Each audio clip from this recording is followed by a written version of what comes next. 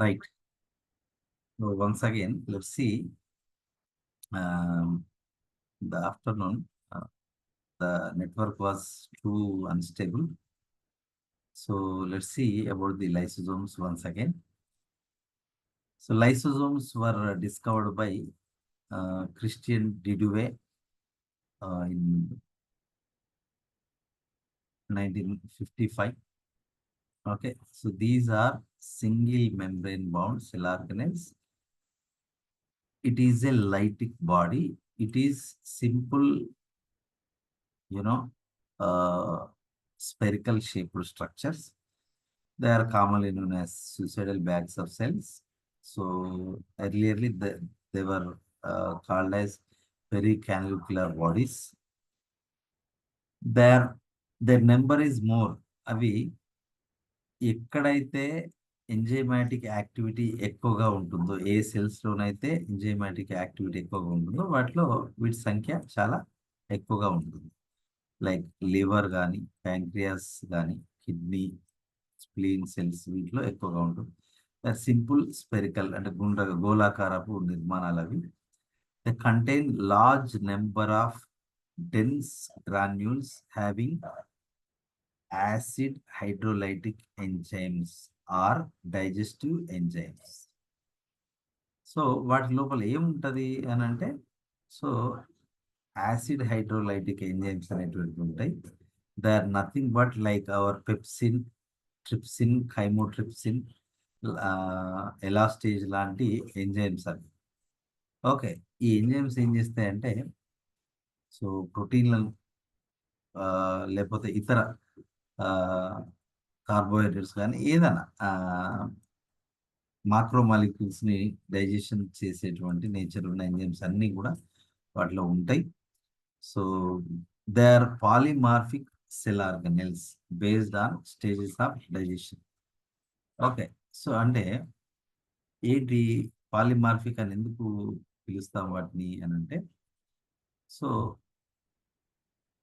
ఒక్కొక్క స్టేజ్లో వాటిని ఒక్కొక్క పేరుతో మనం పిలుస్తాం. Primary lysosomes, secondary lysosomes, residual bodies and autophagic vacuoles. ఇవి ఈ రకంగా డిఫరెంట్ ఫేజెస్లో ఉంటాయి కాబట్టి సో వీటిని మనము పాలిమార్ఫిక్ సెల్ ఆర్గనెల్స్ అని పిలుస్తాం. ఫర్ ఎగ్జాంపుల్ ప్రైమరీ లైసోజోమ్స్ ఉన్నాయి. ఇవి యాక్చువల్ లైసోజోమ్స్ అంటే ఎలాంటి యాక్టివిటీకి గురి కాని లైసోజోమ్స్ని మనం ప్రైమరీ లైసోజోమ్స్ అంటాం. వీటిలో ఇందాక చెప్పినట్టుగా యాసిడ్ హైడ్రోలైటిక్ ఎంజైమ్స్ అనేటువంటి ఉంటాయి. సో అవి యాక్చువల్గా గాల్జీ కాంప్లెక్స్లో ప్రొడ్యూస్ అవుతాయి. ప్రైమరీ లైసోజోమ్స్ లేదా లైసోజోమ్స్ దేని నుంచి ఏర్పడతాయి? గాల్జీ కాంప్లెక్సెస్ నుంచి స్రవించబడే రిక్తికలు, వాక్యూల్స్, వెసికిల్స్. గాల్జీ కాంప్లెక్స్ నుంచి చాలా రకాల వెసికిల్స్ అనేటువంటి ప్రొడ్యూస్ అవుతాయి. ఆ వెసికిల్స్ అన్నీ కూడా ఇలాగే ఉంటాయి. అయితే ఎందులోనైతే యాసిడ్ హైడ్రోలైటిక్ ఎంజైమ్స్ ఉంటాయో వాటిని, ఆ వెసికిల్స్ని మనం లైసోజోమ్స్ అని పిలుస్తాం. సో వీటిలో కూడా ఉంటాయి, కాకపోతే అవి యాసిడ్ హైడ్రోలైటిక్ ఎంజైమ్స్ అయి ఉండవు, స్ట్రక్చరల్ ప్రోటీన్స్ అయి ఉంటాయి, లేదా ఇతర ఫంక్షన్స్ని నిర్వర్తించే ప్రోటీన్స్ అయి ఉంటాయి. ఓకే, కానీ ఎందులోనైతే యాసిడ్ హైడ్రోలైటిక్ ఎంజైమ్స్ ఉంటాయో ఆ వెసికిల్స్ని మనం ఏమని పిలుస్తాము? లైసోజోమ్స్ అని పిలుస్తాం. సో దే ఆర్ అంటే ఇంకా అప్పటికి ఎలాంటి యాక్టివిటీని నెరవేర్చని lysosomes are primary lysosomes. Primary lysosomes అని పిలుస్తాము. Okay, so then secondary lysosomes అంటే ఏంటి? ఇవి సెకండరీ లైసోజోమ్స్. ఫర్ ఎగ్జాంపుల్ ఇది ఒక మైక్రోబ్. ఓకే, సెల్ న్యూట్రోఫిల్ కావచ్చు, మాక్రోఫేజ్ కావచ్చు. ఓకే, ఇది వచ్చి ఈ యొక్క మైక్రోబ్ని ఇంజెస్ట్ చేస్తుంది. ఇంజెస్ట్ చేసిన తర్వాత అది లోపలికి తీసుకుంటుంది. ఇప్పుడు ఈ లోపలికి వచ్చే క్రమంలో సెల్ మెంబ్రేన్ అనేది దాని చుట్టూ ఆవరిస్తుంది అనమాట. అలా ఆవరించినటువంటి దీన్ని మనం ఫాగోసైటిక్ వెసికిల్ లేదా సింపుల్గా ఫాగోజోమ్ అని పిలుస్తాం. సో ఇది మైక్రోబ్ లేదా ఫారిన్ బాడీ ఉన్నటువంటి ఆ యొక్క వెసికిల్, దీన్ని ఫాగోజోమ్ అంటాం. సో ఇక్కడ చూసినట్లయితే లైసోజోమ్ ఉంది. ఇగో ఈ లోపల అన్ని గ్రాన్యూల్స్ ఉన్నాయి, డెన్స్ గ్రాన్యూల్స్. సో వాటిలో యాసిడ్ హైడ్రోలైటిక్ ఎంజైమ్స్ ఉంటాయి. ఓకే. సో ఈ లైసోజోమ్ ఈ ఫాగోజోమ్తో కలుస్తుంది. కలిసినప్పుడు దాన్ని ఏమంటాం? ఫాగోలైసోజోమ్ అని పిలుస్తాం. ఆ ఫాగోలైసోజోమ్ తర్వాత దీన్నే మనం ఫుడ్ వాక్యూల్ అని కూడా పిలుస్తాం. ఓకే, డైజెస్టివ్ వాక్యూల్ లేదా ఫుడ్ వాక్యూల్ అని కూడా పిలుస్తాం. Phagolysosome is nothing but food vacuole. Okay. So ఇప్పుడు దిస్ ఈస్ ఏమంటాం, సెకండరీ లైసోజోమ్గా చెప్తాం. సెకండరీ లైసోజోమ్లో ఏమవుతుంది? అది ఫారిన్ మైక్రోబ్ కావచ్చు, లేదా మన ఓన్ ఫుడ్ సబ్స్టెన్స్ కావచ్చు. ఓకే, అది ఏదైనా కానీ డైజెషన్ అవుతూ ఉంటుంది. అది సెకండరీ లైసోజోమ్ అని. డైజెషన్ అయిపోగా ఆ పదార్థాలని బయటకు పంపించగా మిగిలిన అన్డైజెస్టెడ్ వేస్ట్ ఏదైతే ఉంటుందో, అన్డైజెస్టెడ్ వేస్ట్ని కలిగి ఉన్నటువంటి ఇండైజెస్టబుల్ మెటీరియల్ కలిగి ఉన్న లైసోజోమ్ను మనం రెసిడ్యుయల్ బాడీ అని పిలుస్తాం. So these are the three forms of lysosomes. Residual bodies, secondary lysosomes with undigested waste. Okay. And there is another form, autophagic vacuoles or vesicles. So lysosomes with cell parts are being digested inside. అంటే ఎప్పుడైతే మన సెల్కి ఎప్పుడైతే సెల్కి digestion అంటే మన సెల్ని అపోప్టాసిస్ కానీ లేదా programmed cell death ద్వారా cell అనేది విచ్ఛిన్నం అవ్వాల్సిన పరిస్థితులు కొన్ని ఉంటాయి. ఎప్పుడు అంటే ఈ సెల్ ట్యూమర్ సెల్గా మారినప్పుడు, లేదా ఇది ఏదైనా వైరల్ పార్టికల్ లోపలికి ఎంటర్ అయినప్పుడు, అప్పుడు ఏమవుతుంది అని అంటే మన న్యాచురల్ కిల్లర్ సెల్స్ అనేటువంటివి, లేదా కిల్లర్ సెల్స్ అనేటువంటివి, లేదా సైటోటాక్సిక్ టీ లింఫోసైట్స్ అనేటువంటివి వీటిని ఐడెంటిఫై చేసి వీటిపై కొన్ని గ్రాన్యూల్స్ రిలీజ్ చేస్తాయి.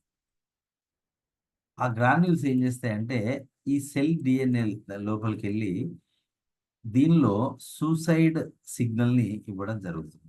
ఆ సూసైడల్ సిగ్నల్ ఇచ్చినప్పుడు ఈ సెల్లో ఉన్న లైసోజోమ్స్ అన్నీ పగిలిపోతాయి. పగిలిపోయి ఈ మన సెల్ ఆర్గనల్స్ అన్నింటినీ కరిగించేస్తాయి. సెల్ మెంబ్రేన్ మొత్తం కరిగించేస్తాయి. అప్పుడు సెల్ చనిపోతుంది. అలాంటి వెసికిల్స్ని ఆటోఫాజిక్స్, సొంత కణ భాగాల్ని జీర్ణం చేసే ఆ లైసోజోమ్స్ను ఆటోఫాజిక్ వాక్యూల్స్ అని కూడా మనం పిలుస్తాము. So that is about the types of lysosomes and stability of lysosomes అనేటువంటిది. Its stability is dependent on the hormones inside it. కొన్నిసార్లు ఏంటంటే cortisones, corticosterone, cholesterol, glucagon, vitamin A, vitamin E, కొన్ని X rays, pancreatic salts, progesterone. Okay, ఇవన్నీ substances అనేటువంటివి okay ఉన్నట్లయితే వీటిలో ఏది ఉన్నా లైసోజోమ్ అన్స్టేబుల్ అవుతుంది అనేది దాని ఉద్దేశం. ఓకే, ఈ పదార్థాలు they can break the membrane of the lysosomes. Chemical composition అంటే ఇందులో ఏముంటాయి? Lysosomes about 50 kinds of enzymes are present. All enzymes are acid hydrolytic enzymes.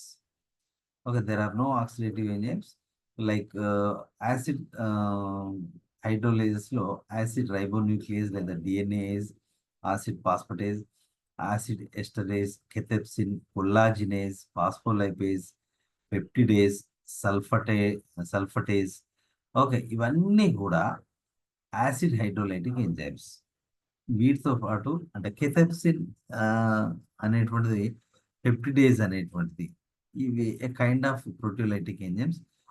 ఇందులో ఒక అంటే డైజెస్టివ్ సిస్టంలో ఏవేవైతే ఎంజైమ్స్ ఉంటాయో ఆ రకానికి చెందిన ఆయా పదార్థాలను జీర్ణం చేసే అన్ని రకాల పదార్థాలు అనేటువంటివి, ఎంజైమ్స్ అనేటువంటి యాసిడ్ సమక్షంలో ఎసిడిక్ కండిషన్లో పనిచేసే ఎంజైమ్స్ అన్నీ కూడా దీనిలో ఉంటాయి. అవి ఇందాక మనం చూసినట్టుగా ఫారిన్ బాడీ కానీ లేదా ఏదైనా ఫుడ్ మెటీరియల్ కానీ లోపలికి ఎంటర్ కాగానే వాటిని జీర్ణం చేసే కెపాసిటీ కలిగిన ఎంజైమ్స్ అన్నీ ఉంటాయి. ఓకే. సో, ఇది మరి దేని నుంచి ఏర్పడుతుంది? ఇందాక నేను చెప్పినట్టుగా సో, గాల్జీ కాంప్లెక్స్ అనేటువంటిది దాని యొక్క ఇది సిస్ గాల్జీ. ఓకే. ఇది సిస్ గాల్జీ. ఇగో ఈ ట్రాన్స్ గాల్జీలో ఇట్లా వెసికిల్స్‌ని రిలీజ్ చేస్తది. సో, ఈ వెసికిల్స్‌లో వేటిలోనైతే యాసిడ్ హైడ్రోలైటిక్ ఎంజైమ్స్ ఉంటాయో వాటిని మనం గాల్జీ కాంప్లెక్సెస్ అని పిలుస్తాము. మిగతా అన్నీ బయటకెళ్తాయి. వేరే సెల్ ఆర్గానెల్‌కెళ్ళి వేరే సెల్ ఆర్గానెల్‌కెళ్తాయి. ప్లాస్మా మెంబ్రేన్ దగ్గరికెళ్ళి వాటితో ఫ్యూజ్ అయ్యేటివి కొన్ని ఉంటాయి. సో, రకరకాలుగా ఉంటాయి. అందులో యాసిడ్ హైడ్రోలైటిక్ ఎంజైమ్స్ ఉన్నటువంటి వాటిని మనం లైసోజోమ్స్ అని పిలుస్తాం. So, they are nothing but a kind of vesicles, secretory vesicles, bodies produced from the you know uh, uh, Golgi complex. So, మనకి ఈ యొక్క what we call the Golgi complex నుంచి lysosome అనేది ప్రొడ్యూస్ అవుతుంది. అయితే Novikoff అనే scientist they may also formed from endoplasmic reticulum. Endoplasmic reticulum నుంచి కూడా ప్రొడ్యూస్ అయ్యే అవకాశం ఉందని నావికాఫ్ అనే ఒక సైంటిస్ట్ తెలియజేయడం జరిగింది. Okay. So, then functions. So, ఇందాక మనం చూసిన డయాగ్రామ్ ఫాగోసైటాసిస్ అంటే ఫారిన్ బాడీస్‌ని తినేయడం, భక్షణ. మనం న్యూట్రోఫిల్స్ అండ్ మాక్రోఫేజ్‌లో చూసినాం. అండ్ ఆటోఫాగ్ ఇందాక చూసినాం. ఏదంటే ఎప్పుడైనా సెల్ఫ్ డెత్ సిగ్నల్ వచ్చినప్పుడు ఓకే. సో, ఇదేం చేస్తుందంటే సొంత మన ఓన్ సెల్ కాంపోనెంట్స్‌ని అది డైజెస్ట్ చేసి చంపేస్తుంది. ఆటోలైసిస్ ఇన్ మెటమార్ఫోసిస్. మనము కొన్ని ఇన్సెక్ట్స్‌ను చూసినట్లయితే లైక్ కాటర్ పిల్లర్ ఉంటుంది ఇట్లా. ఓకే. సో, కాటర్ పిల్లర్ అనేది పొడవుగా ఓకే. సో, అనేకమైనటువంటి సో, లైక్ హెయిరీ స్ట్రక్చర్స్‌ని కలిగి ఉండి చాలా స్టౌట్‌గా ఉంటుంది. అది కాస్త సింపుల్ ఓకే. ఆహ్, ఇది సీతాకోకచిలుక లాగా మారిపోవడానికి కారణం ఏంటి అంటే, సో, ఈ వీటి యొక్క సెల్స్‌ని మొత్తం తినేసేది ఆయా సెల్స్‌లో ఉన్న సెల్ఫ్ లైసోజోమ్సే. సో, ఇది ఈ రకంగా మెటమార్ఫోసిస్ చెంది ఈ రెక్కలు కలిగినటువంటి సన్నటి రెక్కలు కలిగినటువంటి బాడీ ఇక్కడ మాత్రమే ఉంటది. ఇదే బాడీ. ఓకే. సో, ఇవి రెక్కలు మామూలే. అవి కొత్తగా ఏర్పడతాయి. సో, బాడీ మొత్తం ఇంత సన్నగా అవుతాయి. ఈ సైజ్‌లో ఉన్న బాడీ ఈ సైజ్‌లో కావడానికి కారణం ఏంటి అంటే లైసోజోమ్స్ అనేటువంటివి కరిగిస్తాయి. ఓకే. అవి సెల్ఫ్ సెల్స్‌ని ఈవెన్ ఇన్ ఎసిడియన్ టాడ్పోల్ లార్వాలో కూడా అలాగే జరుగుతుంది. తర్వాత ఫ్రాగ్ టాడ్పోల్ లార్వాలో కూడా అలాగే జరుగుతుంది. టెయిల్ ఉంటుంది. ఆ టెయిల్‌ని ఈ అందులో ఉన్న సెల్స్‌లో ఉన్న లైసోజోమ్సే కరిగించేసి ఆ టెయిల్ రిమూవ్ అయ్యేటట్టు చేస్తాయి. అంతేకాకుండా కొన్నిసార్లు లైసోజోమ్స్ అనేటువంటివి ఇంట్రాసెల్యులర్ డైజెషనే కాకుండా ఎక్స్‌ట్రా సెల్యులర్ డైజెషన్‌లో గూడా అంటే వాటి ఎంజైమ్స్ రిలీజ్ చేయడం ద్వారా ఇంటర్ సెల్యులర్ లేదా కణం బయట డైజెషన్‌కి ఇవి హెల్ప్ చేస్తాయి. And ఫెర్టిలైజేషన్‌లో okay. సో, ఏదైతే అక్రోజోమ్ అనేది ఫార్మ్ అవుతుందో okay. That is nothing but a modified lysosome. So, మనకు తెలుసు అక్రోజోమ్ అనేది గాల్జీ కాంప్లెక్స్ నుంచి ఫార్మ్ అవుతుంది. ఎట్లా ఫార్మ్ అవుతుంది? గాల్జీ కాంప్లెక్స్ నుంచి ఇందాక రకరకాల వెసికిల్స్ అనేటువంటివి ఏర్పడతాయన్నాం కదా! అందులో లైసోజోమ్ గూడా ఒకటి. So, acrosome is nothing but a kind of lysosome. Okay. So, then some believe it starts cell division. Okay. కొందరు ఏమనుకుంటారంటే కొంతమంది ప్రకారము ఇది సెల్ డివిజన్‌ని గూడా స్టార్ట్ చేస్తుంది లైసోజోమ్ అనేది. So, harmful effects of lysosomes. Lysosomes are damaged when silica accumulation in lungs. లంగ్స్‌లో కొంతమంది ఫ్యాక్టరీస్‌లో పనిచేసే వాళ్ళ లోపల సిలికా అనేది అక్యుములేట్ అయిపోయి లంగ్స్‌లో ఉండేటువంటి లైసోజోమ్స్ దెబ్బతింటాయి. అటువంటి లైసోజోమ్స్ ఏం చేస్తాయంటే సొంత సెల్స్, లంగ్ సెల్స్ని డ్యామేజ్ చేస్తాయి. అందులో ఉండే DNase of lysosomes if leaked can cause mutation, deletion mutation. Some time it leads to leukaemia. Okay, blood cancer కూడా దారితీసే అవకాశం ఉంటుంది. So then some times lysosomes do not fuse with phagosomes. కొన్నిసార్లు fail అయిపోతాయి అవి lysosomes అనేవి ఫాగోజోమ్స్తో కలవు. If those phagosomes contain TB or leprosy bacteria that leads to TB or leprosy. అంటే ఇందాక మనం చూసినట్టు డయాగ్రామ్ ప్రకారం ఇప్పుడు ఇక్కడ ఇది ఫాగోజోమ్, దీన్ని ఈ ఈ ఈ టీబీ బ్యాక్టీరియా అనుకో. అప్పుడు ఈ లైసోజోమ్ వెళ్ళి దీంతో కలవకపోతే సో ఈ బ్యాక్టీరియా అందులోనే ఉండడమే కాకుండా అది రిప్రొడక్షన్ చెంది ఓకే ఈ సెల్ అంతా విస్తరించి ఓకే ఈ సెల్ నుంచి ఇంకో సెల్కి, ఇంకో సెల్ నుంచి ఇంకో సెల్కి, అట్లా లైసోజోమ్ ఫెయిల్ కావడం వల్ల టీబీ కానీ లేదా ల్యూకేమియా కానీ లెప్రసీ కానీ రావడం అనేది జరుగుతుంది. Okay, so then microbodies are peroxisomes or uricase granules. So they are secreted both from Golgi complex and endoplasmic reticulum. వీటిని రాడ్హిన్ అనేటువంటి ఒక సైంటిస్ట్ లివర్ ఆఫ్ ర్యాట్స్ యొక్క లివర్లో అతను కనుగొనడం అనేది జరిగింది.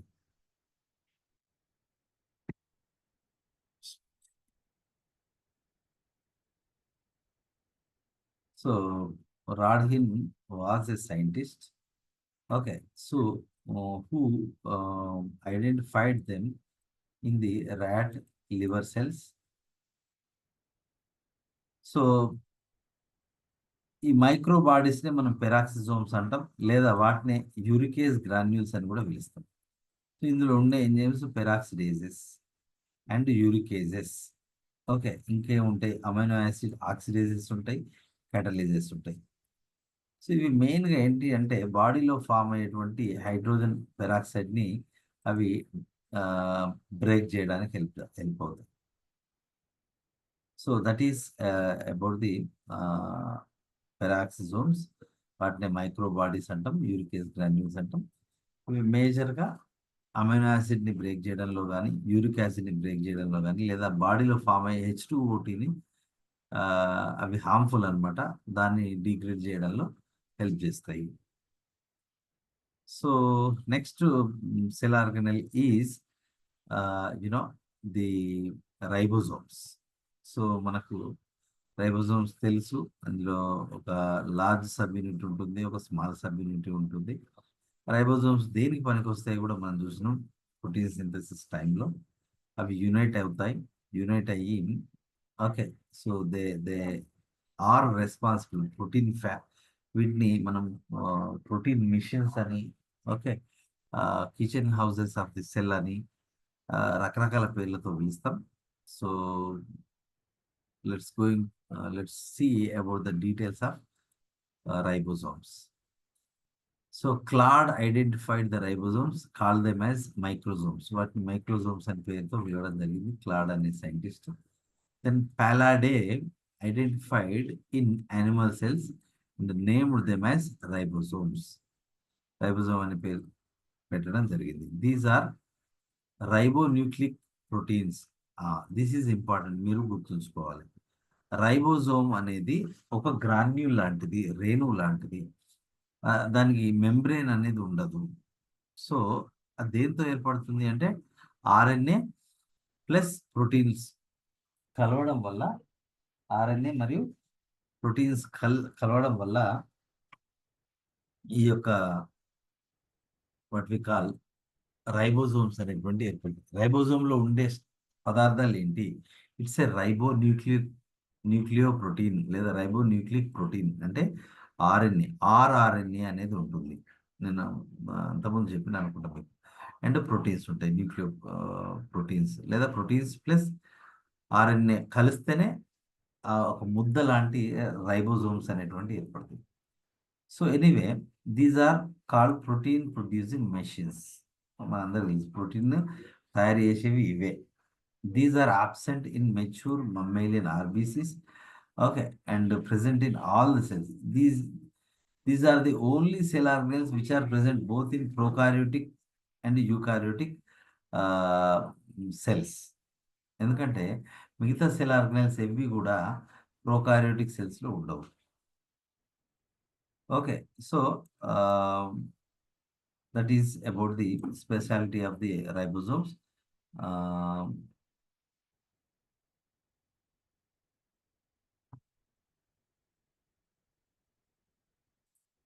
Right. Yeah, యూకారియోటిక్ సెల్స్ లో అవి రఫ్ ఎండోప్లాజమిక్ రెటిక్యులం పైన అండ్ సైటోప్లాజం లో ఉంటాయి. whereas in prokaryotes they are present only in cytoplasm. So they are also present in mitochondrial matrix and chloroplast. So మనందరికి తెలుసు మైటోకాండ్రియా అండ్ క్లోరోప్లాస్ట్ అనేవి semi autonomous cell organelles. ఎందుకంటే వాటిలో DNA ఉంటుంది, protein synthesis DNA replication machinery ఉంటుంది, protein synthesis machinery ఉంటుంది. కాబట్టి వాటిలో 70s ప్రోకారియోట్ల లాగా 70s టైప్ ఆఫ్ రైబోజోమ్స్ అనేటువంటివి ఉంటాయి. ఈస్టులు, లింఫోసైట్లు, embryonic nerve cells, cancerous cells, వీటి లోపల రైబోజోమ్స్ అనేటువంటి ఎక్కువగా ఉంటాయి. రకాలు, types based on the sedimentation coefficient. Ribosomes అనేవి రెండు రకాలు. ఒకటి 70s రైబోజోమ్, 80s రైబోజోమ్స్. ఇంకొకటి 77s టైప్ ఆఫ్ రైబోజోమ్స్ కూడా ఉంటాయి. రైట్. సో ప్రోకారియోటిక్ సెల్స్లో ఉండే రైబోజోమ్స్ అనేటువంటివి 70s రైబోజోమ్, చిన్న రైబోజోములు. మైటోకాండ్రియాలో మ్యాట్రిక్స్లో ఉండేవి చిన్న రైబోజోమ్. క్లోరోప్లాస్ట్ యొక్క స్ట్రోమాలో ఉండేవి కూడా 70s రకానికి చెందిన రైబోజోమ్స్. సో ఇవి మూడిట్లో ఉంటాయి, గుర్తుంచుకోవాలి. 80s ribosomes present in all eukaryotic cells. Sometimes 60s types are seen in mitochondria. 70s బదులు 60s ribosomes కూడా కొన్నిసార్లు ఉంటాయి. అండ్ కొన్ని ఫంగైలో 77 టైప్ ఆఫ్ రైబోజోమ్స్, అంటే సైజ్ డిఫరెన్స్ అనమాట, అంతే, అందులో ఏం లేదు. So 77s type of ribosomes are also seen in some fungi. Then subunits of ribosomes.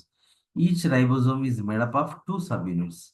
అందరికి తెలుసు, ఒకటి larger subunit and smaller subunit. So here each ribosome is made of two subunits. These are bound by 0.001 molar magnesium ions. Magnesium అయాన్ల యొక్క సహకారంతో రెండు sub units అనేటువంటి unite అవుతాయి. So నేను ఇంతకుముందు చెప్పాను, ఇది స్మాల్ సబ్ యూనిట్. సో దీనికి లార్జర్ సబ్ యూనిట్ అనేది అతకాలి అంటే మనకు Mg+ అయాన్స్ అనేటువంటివి ఇందులో క్యాటలిస్ట్గా పనిచేస్తే ఈ రెండింటి అతికిస్తాయి. So that is about the magnesium ions. If the Mg+2 ion concentration is reduced, two subunits will be separated. Magnesium తక్కువ ఉంటే రెండు సబ్యూనిట్స్ అనేటువంటివి, అంటే రైబోజోమ్ ఇలా రైబోజోమ్ స్ట్రక్చర్ ఏంటి? So ribosome, so magnesium levels తగ్గగానే అవి రెండు సెపరేట్ అయిపోతాయి. ఓకే, సో మెగ్నీషియం ఎక్కువ ఉంటే ఇవి రెండు కలిసిపోతాయి. So during protein synthesis two subunits join. Protein synthesis టైంలో అవి జనరల్గా, అంటే మామూలుగా స్మాలర్ సబ్యూనిట్, లార్జర్ సబ్యూనిట్ సెపరేట్గా ఉంటాయి. ప్రోటీన్ సింథసిస్ టైంలో అవి మాత్రం కలుస్తాయి. So then they are separated. Protein synthesis అయినాక మళ్ళీ విడిపోతాయి. Okay, if Mg+2 concentration is increased 10 times, ribosome subunits also increased to form dimers. అంటే ఇక్కడ ఏమవుతుందంటే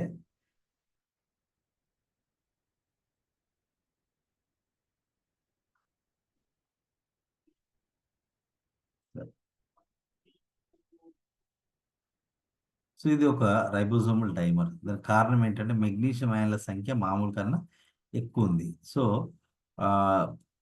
10 times ఎక్కువ ఉండడం వల్ల ఈ యొక్క రైబోజోమ్ సబ్ యూనిట్స్ అనేటువంటివి వాటి నెంబర్ అనేది జరిగి, సో ఇదొక మోనోమర్, ఇదొక మోనోమర్.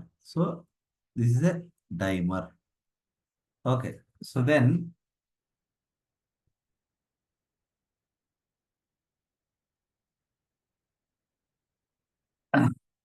యా 70s డైమర్ యొక్క స్వెడ్బర్గ్ వాల్యూ 100s ఉంటుంది. రెండు 70sలు కలిస్తే 100s రకానికి చెందిన రైబోజోమ్ డైమర్ ఫామ్ అవుతుంది. 80s డైమర్ ఏమో 120s సైజ్ ఉంటుంది. This is only sedimentation value, not the diameter, length, breadth, weight, ఇవి కాదు. ఓకే, సో సెంట్రిఫికేషన్ చేసినప్పుడు ఓకే 100s దగ్గర అవి సెపరేట్ అవుతాయి అన్నట్టు. 70s అంటే 70s దగ్గర అవి మనకు సెడిమెంట్ అవుతాయి అని అర్థం. 80s దగ్గర సెడిమెంట్ అవుతుంది అని అర్థం. So anyway 70s dimer value 100 Svedberg ఉంటుంది. 80s డైమర్ అంటే రెండు 80sలు కలిస్తే అది 120s వాల్యూ ఉన్నటువంటి డైమర్ అవుతుంది. సో ఇది 30s and 50s, 40s and 60s.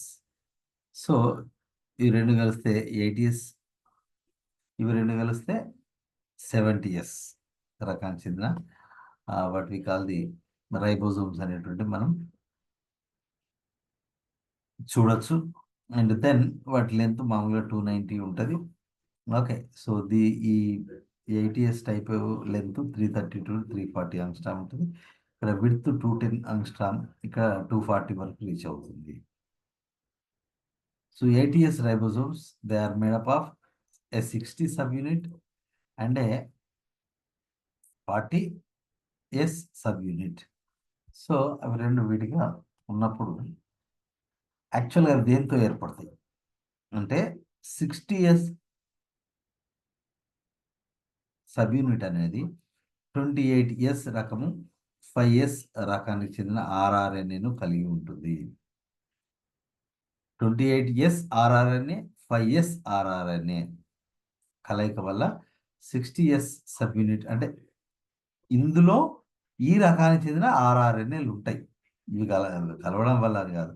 So ప్రోటీన్లు ప్లస్ RNA కలిస్తేనే రైబోజోమ్ అనేది ఫంక్షనల్ అవుతుంది. ఎనీవే ఇక్కడ 60s సబ్యూనిట్లో మనకి 28s 5s RRNAలు అనేవి they are present,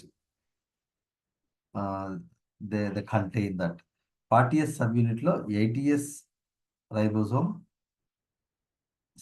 ribosomal RNA అనేది ఉంటుంది. సో మిగతా అంతా ప్రోటీన్స్ అనమాట. రైబోజోమల్ ప్రోటీన్స్ రెండు రకాల, core proteins, split proteins. So దాని మైక్రో స్ట్రక్చర్ చూసినట్లయితే దీని షేప్ని సెపరేట్ పేరుతో వివరిస్తాం. అబ్లేట్ స్పిరాయిడ్ షేప్ అనేది ఉంటుంది. ఇది సరిగ్గా రావట్లేదు. సో అబ్లేట్ కొద్దిగా చేంజ్ అయిన గోళాకార నిర్మాణము. ఓకే, సో దీని సైజు 200 angstrom డయామీటర్ అనేది ఉంటుంది. అండ్ ఇదన్నీ రంధ్రాలను కలిగి ఉంటుంది. Porous, large subunit, ovoid and flat one side. ఒకవైపు రౌండ్గా ఉంటుంది, ఇంకోవైపు ఫ్లాట్గా ఉంటుంది. Large subunit. Small subunit is just like a cap. These 2 units are separated by small group. ఒక చిన్న గ్రూప్ ద్వారా అవి వేరవుతాయి. tRNA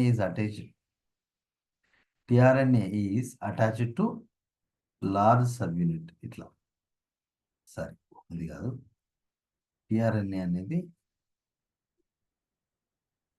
మనకు దీనిలో రెండు భాగాలు ఉంటే, సో ఆ tRNA వచ్చి ఇక్కడ లార్జ్ సబ్యూనిట్కి అతుకుతుంది. ఒక అమైనో యాసిడ్ని పట్టుకొస్తుంది tRNA అనేది. Okay, so that is tRNA is attached to large subunit during protein synthesis. mRNA attached to small subunit.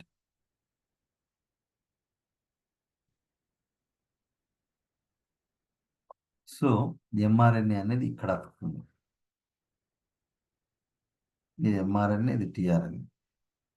And RRNA already ఈ రైబోజోమ్లోనే ఉంటుంది. రైబోజోమ్ మొత్తం RRNA ప్లస్ కొన్ని నాన్ హిస్టోన్ ప్రోటీన్స్ కలయిక వల్ల అది ఏర్పడుతుంది. Okay, so anyway here yeah tRNA is attached to large subunit. ఈ large subunit కదుకుంటూ during protein synthesis.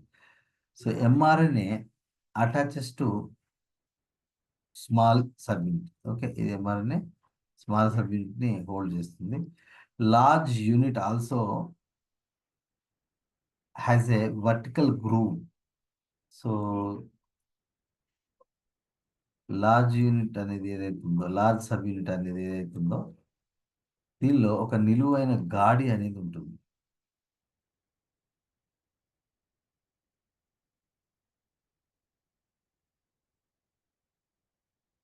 Large unit also contains a vertical groove for growing polypeptide chain.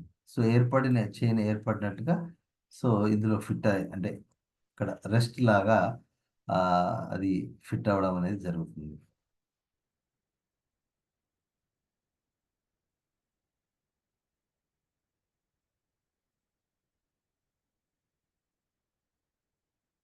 Right. So then ribosomal factors ఉంటాయి. So there are different factors. Initiation factors, protein synthesis initiation factor, these bind mRNA. Initiation factor ఏం చేస్తాయి, అవి వెళ్ళి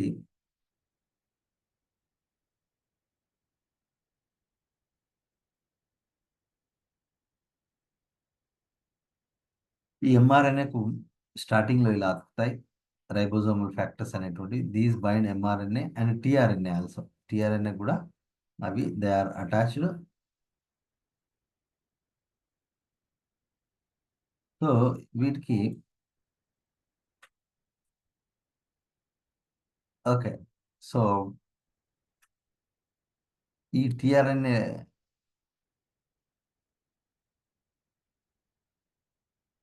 okay, ఇక్కడ initiation factors అనేటువంటి the bind mRNA and tRNA to ribosomes. రైబోజోమ్కి ఎంఆర్ఎన్ఏను టిఆర్ఎన్ను bind చేయడానికి ఈ యొక్క what we call the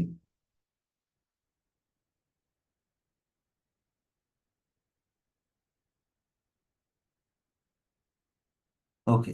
so these bind mRNA and tRNA to ribosome. రైబోజోమ్కి ఎంఆర్ఎన్ఏ టిఆర్ఎన్ఏ అతికించడానికి ఈ ఇనిషియేషన్ ఫ్యాక్టర్స్ తోడ్పడతాయి. ఇవి ఐఎఫ్1, ఐఎఫ్2, ఐఎఫ్3 in E coli according to Ochoa and Stanley. Elongation factors, so వీటిని ఈ1, ఈ2 అని ఇట్లా ప్రోకారియోటిక్ ప్రోటీన్ సింథసిస్లో మనం చూస్తాం. చైన్ అనేది పెద్దగా అవుతుంది. Termination factors, so they separate the polypeptide chain from ribosomes origin. So ఒక్కసారి ప్రోటీన్ సింథసిస్ అయిపోయింది అంటే ఓకే, సో ఇట్లా ప్రోటీన్ అనేది ఫామ్ అయింది అంటే ఓకే, సో ఇక్కడ కోడ్ అయిపోయింది అంటే అప్పుడు టెర్మినేషన్ ఫ్యాక్టర్స్ అనేటువంటివి రైబోజోమ్స్ నుంచి ప్రొడ్యూస్ అయ్యి ఓకే, సో దాని యొక్క work will be stop. So here the 70s cytoplasm and nucleus and cytoplasm.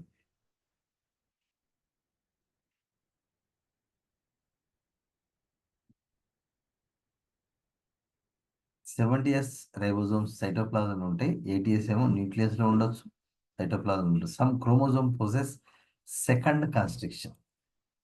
So chromosome లో ప్రైమరీ కాన్స్ట్రిక్షన్ అంటే ఏంటి, ఇది. So this is primary constriction. So ఈ యొక్క ప్రైమరీ కాన్స్ట్రిక్షన్ కాకుండా మనకి కొన్ని క్రోమోజోమ్లకు సెకండరీ కాన్స్ట్రిక్షన్ కూడా ఉంటుంది ఇట్లా. సో ఈ second constriction, the DNA of this constriction synthesises nuclear RNA. So ఇక్కడ మనకి న్యూక్లియర్ ఆర్ఎన్ఏ అనేది సింథసైజ్ అవుతున్నాయి లైక్ దిస్. ఓకే, సో వీటిని న్యూక్లియర్ ఆర్ఎన్ఏ లేదా 40s టైప్ ఆఫ్ ఆర్ఎన్ఏ అంటాం. 40s rRNA, 40s rRNA with some proteins. Okay, so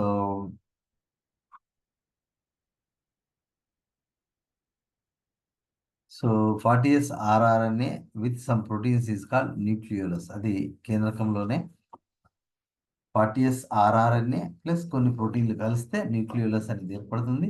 the nuclear RNA of nucleolus, న్యూక్లియోలస్లో ఉండే nuclear RNA 40S type of RNA. So nuclear RNA లేదా nucleolus synthesise rRNA. Okay, so rRNA ఎవరు తయారు చేస్తారంటే nucleolus తయారు చేస్తుంది. So అక్కడ తయారయ్యేటప్పుడు అది 45S రథానికి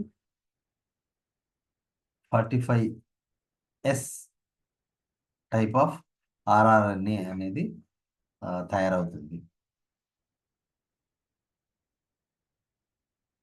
Here, this 45S rRNA reaches cytoplasm and divide into 28S and 18S. ఈ సైటోప్లాజంకు న్యూక్లియస్ నుంచి రీచ్ అయ్యి అది డివైడ్ అయిపోయి 28, 18S rRNAలుగా డివైడ్ అవుతుంది. Large sub unit is formed of this 28S and 5S rRNA of another chromosome. 18S rRNA joins small sub unit. Okay, so ఇక్కడ ఏంటి అంటే so the 45S rRNA reaches cytoplasm and divide into 28S and 18S. Large sub unit is formed of this 28S and 5S. ఈ 28 plus 5S rRNA of another chromosome. So 18S rRNA joins small, okay, some small distance here. Okay, so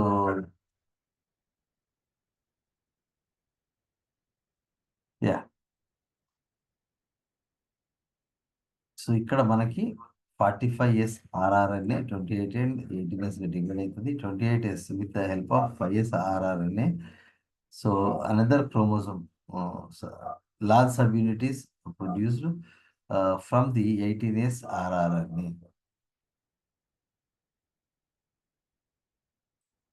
Okay, so main function is ribosome. Main functions of ribosome is, so this is the ribosomes, smaller, larger subunits. Okay, there is a P site, there is a E site, there is a A site. So into which the mRNA enters. After ending, okay, so this P site, it changes structure of the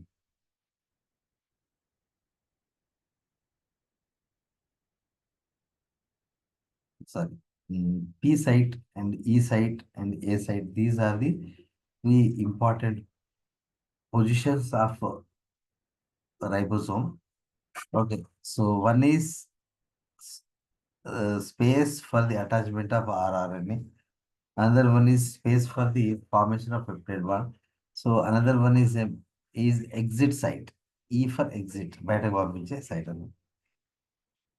So that's about the ribosome. I'm stopping here. So let's continue tomorrow.